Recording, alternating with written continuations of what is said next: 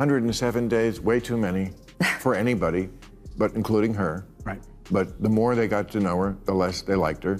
I've said this many times on this show. Other countries don't do this. They don't have years to run. They call an election, and they have an election in a month. Yeah, and nor the influence of money. We should do that. Right? You don't need 100 days.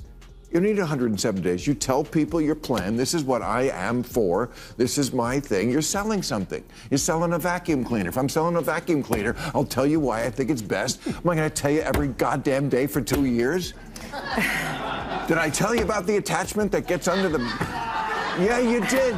You told me 1,000 times. Kamala Harris just released her new book, and predictably, it's packed with excuses for why her campaign crashed and burned. Naturally, Bill Maher had to weigh in, and his response was blistering. He argued that 107 days was plenty of time for her to prove herself and secure a victory. But the real bombshell was that Maher pointed out several glaring falsehoods woven into her narrative. This one's sharp, cutting, and guaranteed to leave a mark. The violence and the crime, people just getting away with it, cashless bail, whatever. I want to see law and order, and I think that would be helpful. Well, apropos to that, I'll bring up one last subject. Somebody didn't write this, but I want to say it because it's interesting. Some new polling came out, and this is really, I'm speaking to the Democrats especially here, because Trump's numbers are down.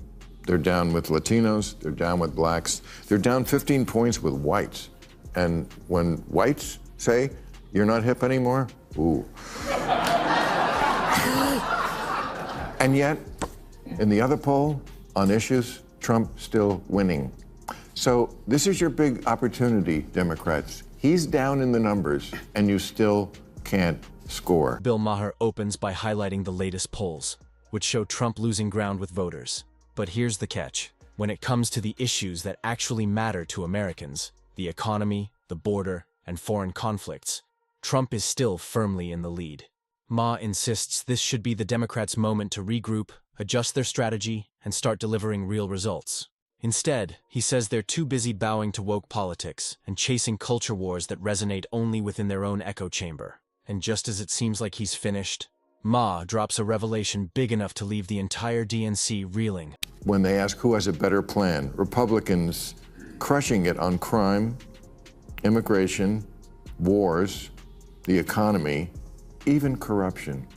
Democrats win by 2 points on respect for democracy. Now, some of this is just because people are stupid. 2 points on respect for democracy. Democrats win on healthcare, environment, women's rights, respect for democracy. But on those issues, I bet you that are the big ones that they vote on more: crime, immigration, wars, economy, corruption. So that's the takeaway. What's striking is that the Democrats aren't even holding ground on the very principle tied to their name.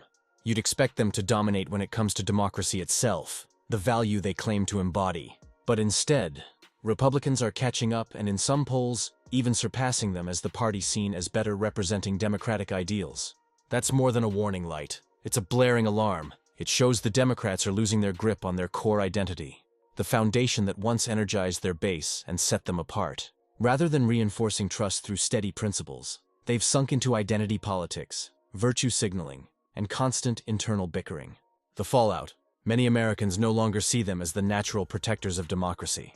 And if this slide continues, the Democrats won't just risk losing elections. They'll be edging toward political irrelevance. The only thing the Democratic Party stands for today is opposition to Donald Trump. Yeah. And I just read Kamala Harris's new book, 107 No, Days. you didn't. I did? No, you didn't. I'd like to... I'll say a lot of lies on this show, but I won't take that. I will not accept that. I thought you might ask me about it. That's why I had to read it. But the point is, it's like, as you probably know, it's like a diary of what happened. But I was looking for, okay, and what's the plan for the future? There wasn't any, and she's just indicative of the party at large. The DNC appears to have no real strategy beyond endlessly attacking Donald Trump, often on the most trivial and irrelevant points.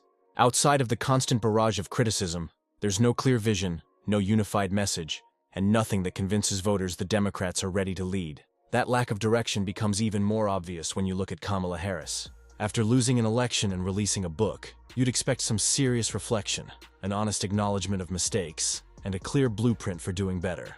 That kind of humility and planning could have inspired confidence. Instead, her book delivered none of that. No roadmap, no action plan, just recycled slogans and self-justification.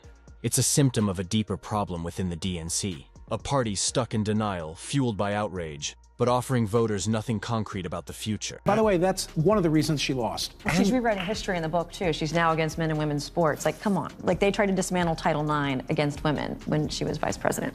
Right. I mean, that's just one of many examples. She could have had 701 days and would have still lost that race. But you're right, the data says it's cost of living, it's inflation, it's immigration, illegal immigration, all those things. Everything else is at the bottom. Kamala Harris appears to be inching away from the same woke politics that helped derail her career. At first glance, that might seem like progress. Finally, she's showing signs of learning. But there's a catch. Rather than owning up to past mistakes, she's trying to rewrite her own history. She now frames herself as someone who opposes men competing in women's sports. Despite the fact that she openly supported it while in office, that kind of revisionism isn't fooling anyone. If Harris truly wants to rebuild credibility, she'll have to take a far harder step, admit she was wrong, recognize just how disconnected she became, and cut ties with the radical woke agenda once and for all. Only then could she begin to regain trust. Without that honesty, her so-called rebrand will be seen for what it really is.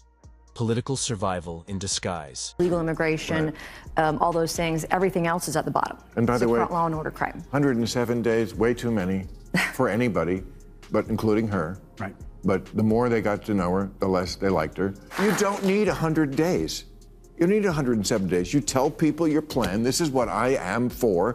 This is my thing. You're selling something. You're selling a vacuum cleaner. If I'm selling a vacuum cleaner, I'll tell you why I think it's best. Am I going to tell you every goddamn day for 2 years? From the very beginning, Maher goes straight for the jugular in his critique of Kamala Harris's book. To him, it doesn't read like a reflection at all. It's just a long list of excuses. At the heart of her defense is the infamous 107 days. The period, she insists, was too short to get her message out and connect with voters. In her telling, that compressed timeline sealed her fate before the race even began. Ma isn't buying it. He calls the argument a complete fallacy, stressing that Americans didn't turn away because of the calendar. They turned away because they finally saw her without the protective cover of the vice presidency. When the spotlight hit, voters didn't see someone they could trust or connect with. It wasn't about days on a clock. It was about authenticity, likability, and credibility. And Harris came up short on all three. I've said this many times on this show. Other countries don't do this. They don't have years to run.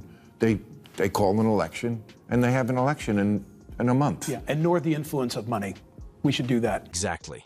That's the crux of it. All Kamala Harris really had to do was present a clear plan for tackling the problems Americans face every day. That's it. Offer concrete solutions, paint a vision for the future, and let voters evaluate her on the strength of those ideas. She even had a prime opportunity to break from Joe Biden to show what she would do differently if given the presidency. That could have been her defining moment to prove independence and leadership. But once again, she delivered nothing. No answers, no roadmap, no bold agenda. It felt as though she expected voters to hand her power without demanding a single plan in return. And that gets to the heart of the problem. Harris lacks a clear message, a distinct identity, and credible solutions. Without those essentials, no campaign strategy, no matter how well executed, can save her. You're the first woman elected vice president. You're a black woman and a South Asian woman elected to that high office, very nearly elected president. To say that he couldn't be on the ticket effectively because he was gay is hard to hear. No. That's not what I said. That he couldn't be on the ticket because he is gay. My point, as I write in the book, is I was clear that in 107 days, in one of the most hotly contested elections for President of the United States, against someone like Donald Trump, who knows no floor, to be a black woman running for President of the United States and as a vice presidential running mate, a gay man, with the stakes being so high, it made me very sad, but I also realized it would be a real risk. And that's exactly the point Bill Maher zeroes in on. The outright falsehood from Kamala Harris. In her own book, she plainly stated that she didn't pick Pete Buttigieg as her running mate because he was gay. Those were her words printed in black and white. But when Rachel Maddow pressed her on it, Kamala backpedaled, insisting that's not what she meant. Or even worse, denying that she wrote it at all. That kind of contradiction is political quicksand. If she can't stand by her own published words, how can Americans trust her to stand firm on policy or leadership decisions? Maher's takeaway cuts deep. This isn't just about campaign blunders. It's about credibility. And Kamala Harris is bleeding it away with every excuse, every contradiction, and every attempt to rewrite her own history. This is what she said about New York mayoral hopeful and radical hard leftist Zoran Mamdani. What do you think of him and his candidacy? And what do you think of mainline Democratic shyness and agitation about the prospect that he's going to win?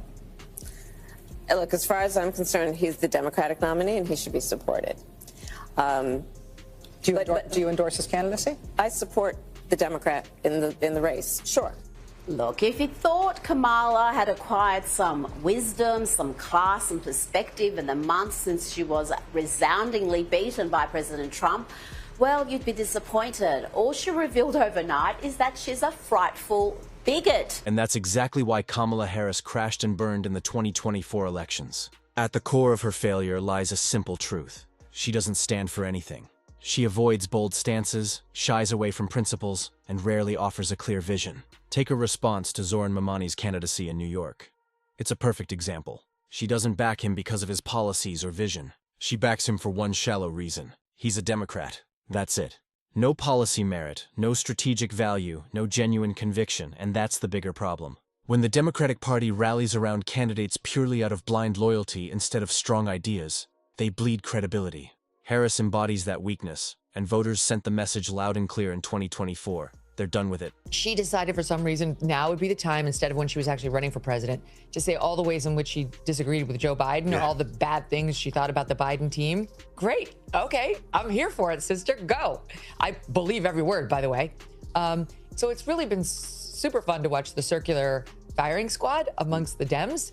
Usually they're a little better about holding their discipline on that. It's usually the Republicans who do all the infighting. So I'm thrilled to see it, and I really can't wait until her next appearance. I can't wait to hear what she has to say next. Remember when Kamala Harris was running for president and made it clear she wouldn't change or improve a single thing Joe Biden had done? That was her whole pitch, a blank check of loyalty to Biden. No questions asked. Fast forward to today, and suddenly the tone is very different. Now that she's no longer tied to the vice presidency, Harris is pointing out everything that went wrong under Biden's watch. Rising inflation, immigration failures, foreign policy missteps, you name it. The irony is glaring. These were the very issues she stayed silent on when she actually had the position and responsibility to make a difference. Instead of challenging Biden or speaking hard truths when it mattered, she played it safe.